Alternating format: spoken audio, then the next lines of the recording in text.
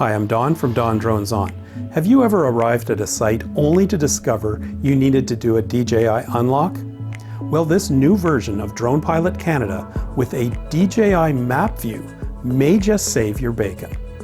And we've also added a view tuned just for sub-250g drone users. No more guessing or trying to remember the rules.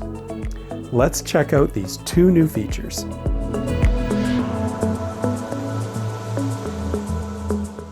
Let's start with the DJI Map View.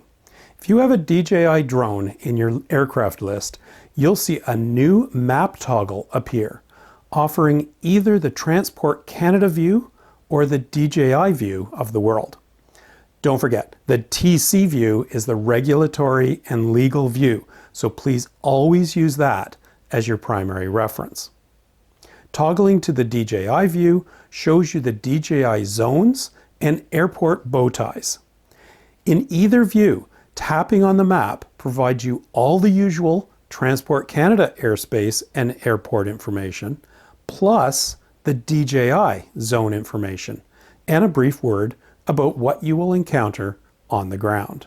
Whether that's a simple warning, a self-unlock requirement, or the need for a custom unlock.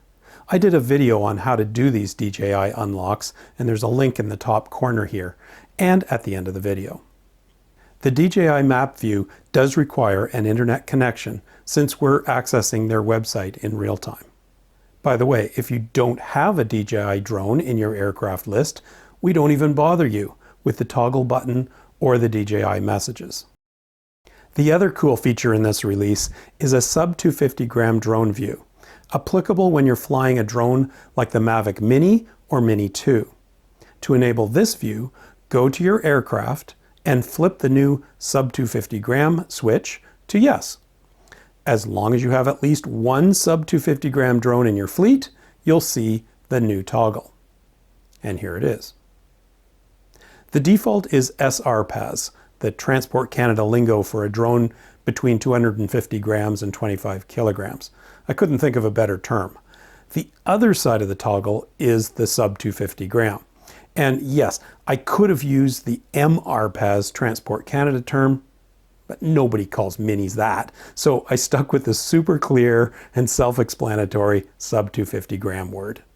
Anyways, when you're in sub-250g mode, most of the red Transport Canada zones turn into simple amber warning zones, and appropriately worded messages are displayed when you tap on them. The DJI zones and messages are the same, incidentally, at least in Canada, for all sizes of DJI drones. By the way, I've tightened up the wording of airspace and airport messages for all pilots, including the new differentiation between certified airports in control zones versus those outside control zones. This stuff has become so complicated, I figured we all deserved even more clarity, crispness, and accuracy. Well, there we have it. The new DJI Map View and sub-250g Map View, all available in version 2.4 of Drone Pilot Canada. Yet another free upgrade for owners of the app. Drone Pilot Canada is available in the Apple App Store or Google Play Store. If you haven't already done so, please provide a review on the App Store or Play Store and be sure to give us 5 stars. Thanks for watching and enjoy the new features.